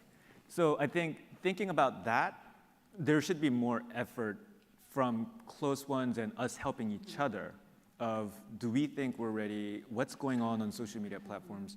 Monitor and make sure that, whether it be your friends, younger siblings, other family members, friends, we're ready. So, it might take a concerted effort of everyday users plus others who are policymakers. But yeah, I do agree that restriction to a degree is still going to be more helpful than not. Supervisor Parvin? I believe that your parents are probably going to be the best decision makers on when you're ready.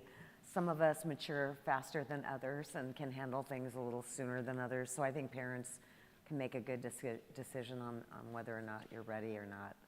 I'm not sure about legislation. All right, thank you all for your answers. Now we'll take a question from our audience engagement team. We'll start off with Maya. Hi everyone, my name is Maya Maisland. I'm a freshman at Santa Susana High School and a junior at Santa Susana High School. Would like the panelists to answer this question.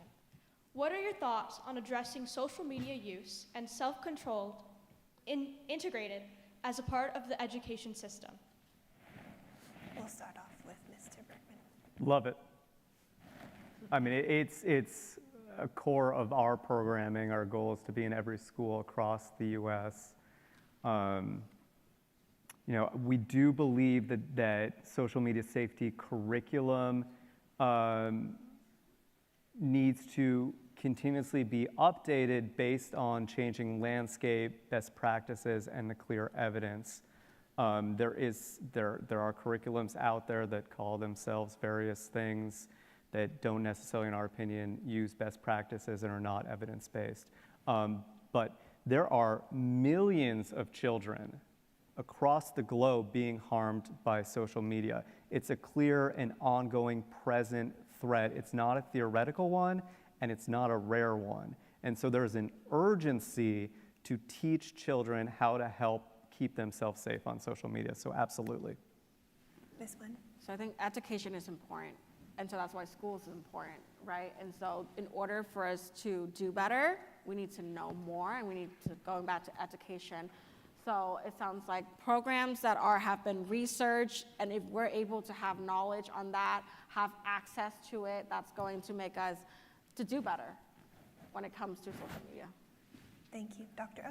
Yes, I agree as well, and I think it ought to happen even in earlier days, even before children and students, start using social media.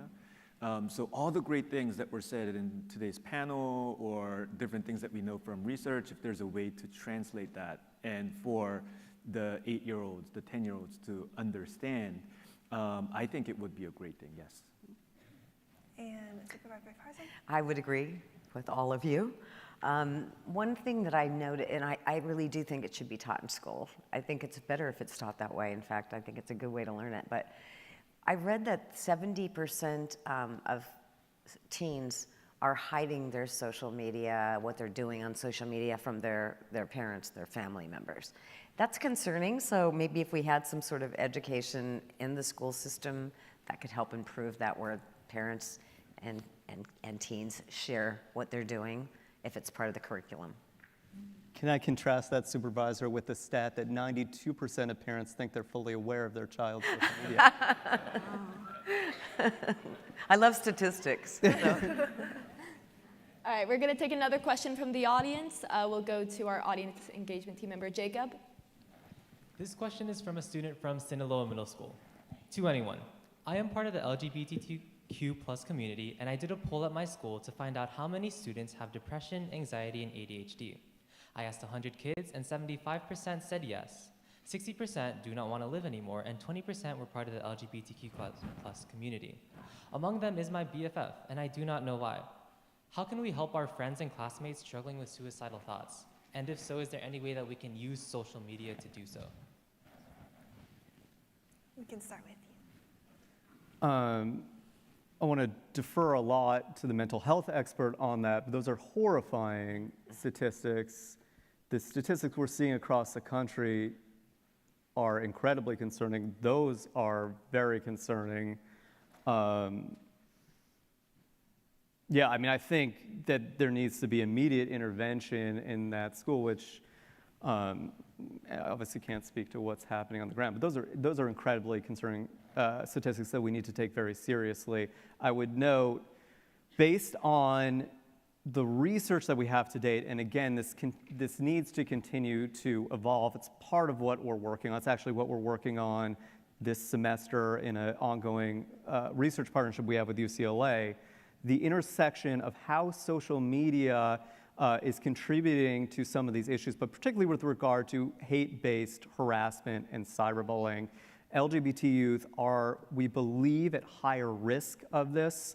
And so I think, and again, the research still needs to evolve here, but in theory, that would lead to these mental health impacts that are so concerning. I think part of this is not just what you can do as students, what you can do in your family. As I mentioned a little bit with Block and Report, this is also a community-based approach. If the community tackles social media-related issues like cyberbullying and others, we really believe that's an effective intervention because social media is a social medium. And few people on social media and everyone's seeing it, that can have a large impact in the community. But I think that question there needs to be treated with real urgency.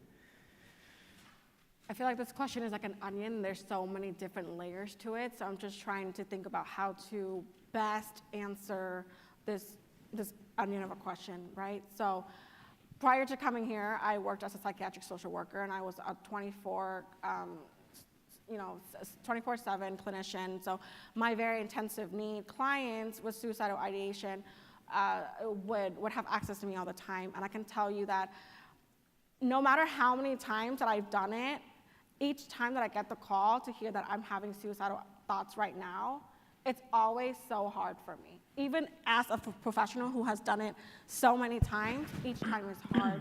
So to whoever's asking this question, and if you know somebody who is letting you know, hey, I'm having these thoughts, that's heavy. You have to check in with yourself too. And please seek out for help. We don't know. We don't have access to this information. We don't know who's struggling. We have the anonymous tip line on our school district. Please utilize that. It is actually completely anonymous, so we don't know who you are. Use it and let us know, hey, this student that I know, my friend is struggling.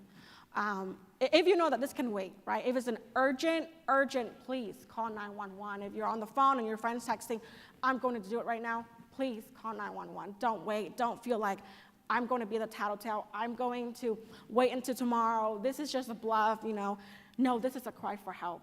And it's better for us to it's better to be safe than sorry. Going back to anonymous tip line, please let us know. We can't help unless we know.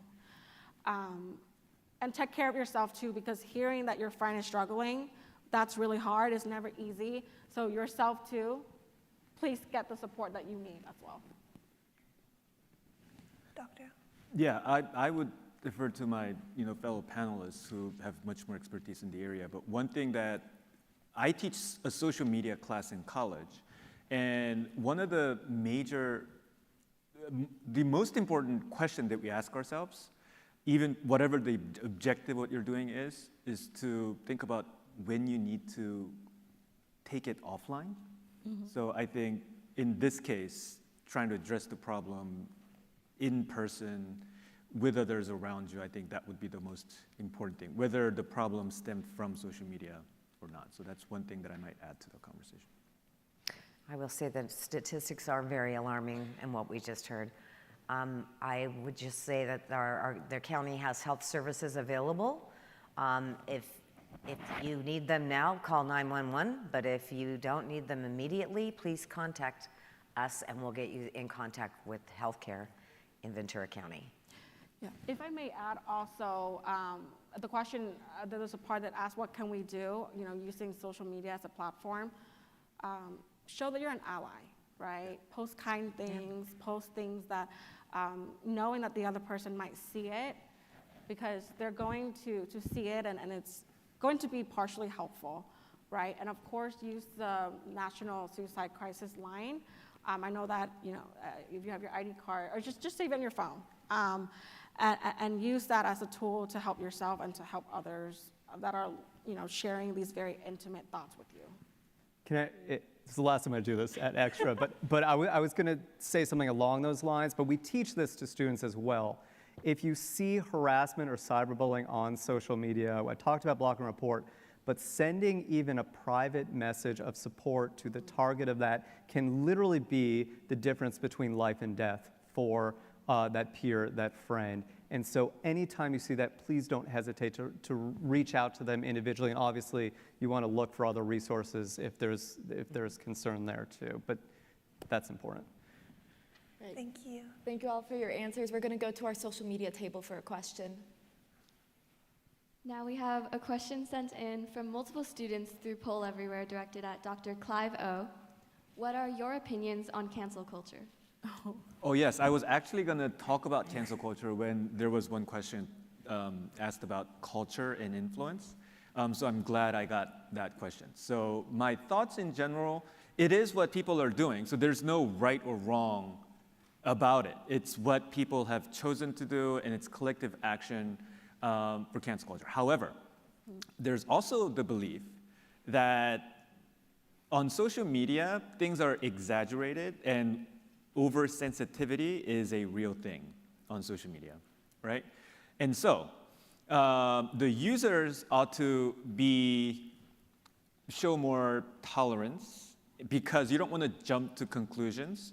And the answer to kind of resolving that issue is to have more media literacy. So be more literate of not just the English language or whatever language you're using, but literate of who sent the message, with what purpose, and to what end.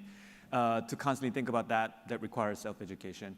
And for the people on the other end of cancel culture, who would be the influencers or brands, they should be very careful of trying to read the room, right? Don't be tone deaf.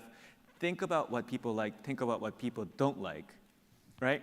And what the culture of people and the communities have said is more important. Still, that is important, even if you disagree with it. And that's the power of the collective. So I don't know, you asked what I think about it, so those are some, I guess, thoughts, but not a real, I guess, answer or anything like that. Hope that helped. Thank you. We're now going to move on to another question from our audience engagement team. We'll start off with Annika. I know Mr. Berkman kind of touched on this subject previously, but the question is, are student perspectives on what's appropriate or not changing with them seeing idolized posts or normalized acts of crime or violence such as vandalism and bullying? It's an excellent question. To my knowledge, there's no empirical research, again, would be the first stop I would make in answering that question. There's no empirical research kind of gauging these attitudes across time, and we need that. There's certainly plenty of research on students, particularly teens, talking about how social media can be beneficial to them, particularly in terms of connection and socializing. I would say from my on-the-ground experience, and again, I put a disclaimer there that it's anecdotal, so this is not scientific. My on-the-ground research, I do think that there are changing attitudes among youth when it comes to social media and the risks, and that includes adults as well, particularly over the past 2 to 3 years. We're seeing kind of small pockets of movements too, with some high schoolers going full retro flip phone. which is great. If you're not using it, you are not subject to the risk, and frankly, we believe most of these benefits you can get otherwise outside of social media. So yeah, I mean, my short answer to that is I think so. All right, we're going to go to another question from the audience. We'll go to Audie. All right, so this question is specifically for Superintendent Parvin. So a lot of teens struggle with knowing how to start a discussion of mental health with their parents and other adults in their life. What advice would you offer them on how to begin these conversations? No, that's a really good question. I would say, and you're saying they have difficulty. I would just say to my parents, I really need to talk to you about something. It's very serious, and I'm not sure how to go about it. Your parents want you to talk to them. They want to hear from you. So if you need help with starting that conversation, I'm more than happy to help you start that conversation. But you got to get your parents' attention when they're sitting quietly with you, and tell them how important it is that you reach out to them, because they want to hear it. They need to hear it, and know they need to hear it. Thank you. We're going to take one more question from our social media team.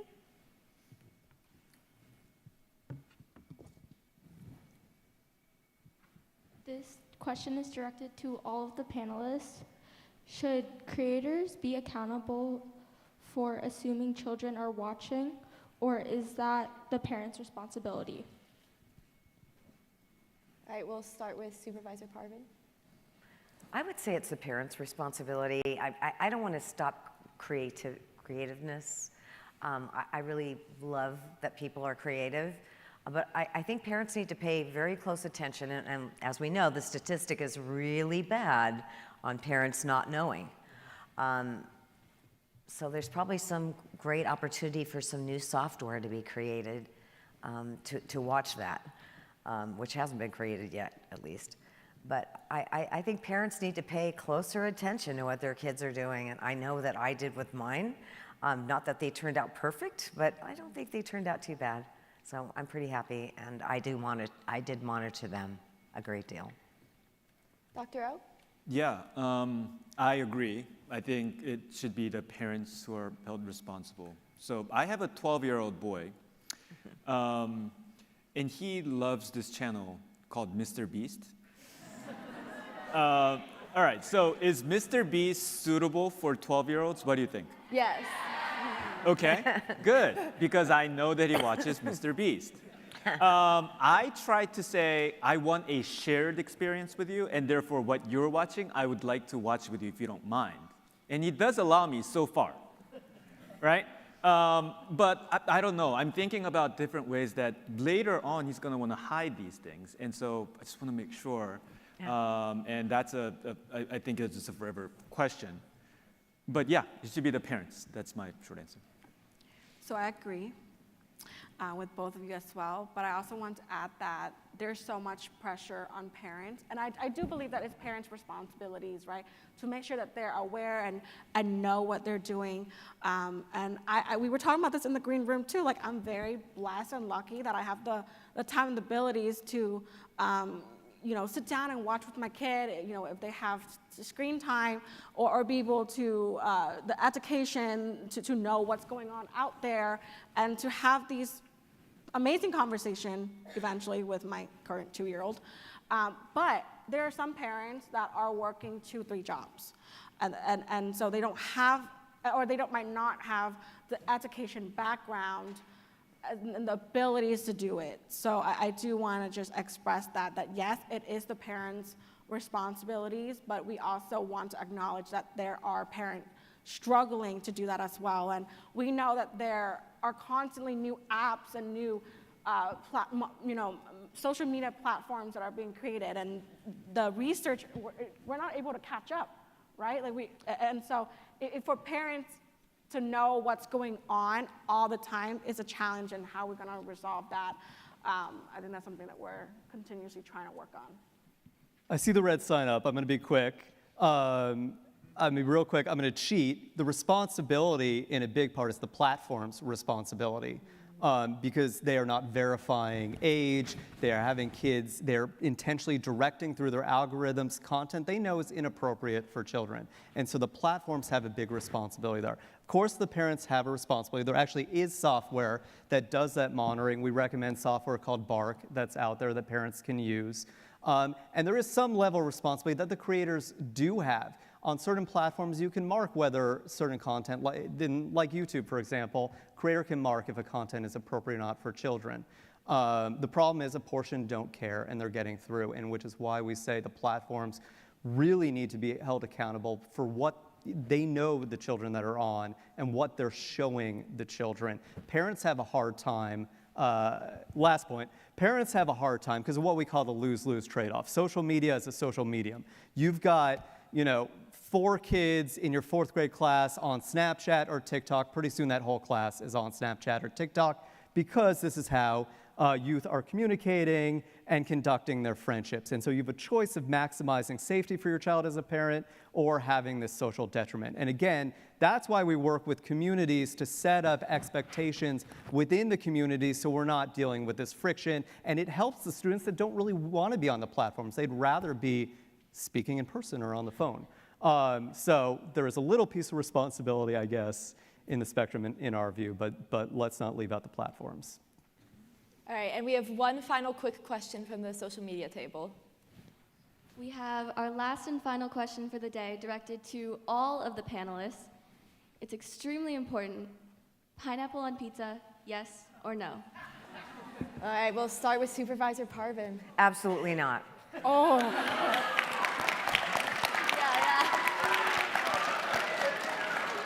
Dr. O? Only if you're in Hawaii. Only if you're in Hawaii, that's, yeah. All the way, yes. Pineapple and anchovies. All right, well, thank you all for your amazing answers today. We appreciate you all being here. We're going to throw this back over to AJ to close us all out.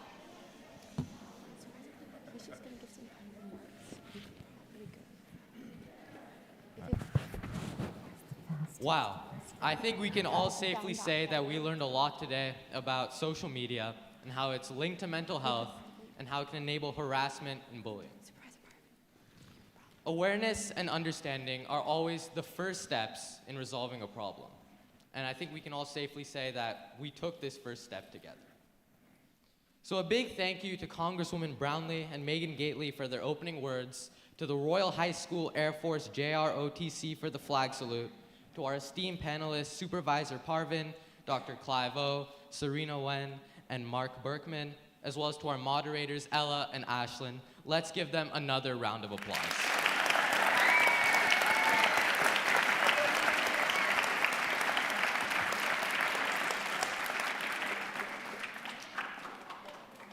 Thank you to the Ronald Reagan Presidential Foundation and Institute for helping us plan this event and providing us with this wonderful space.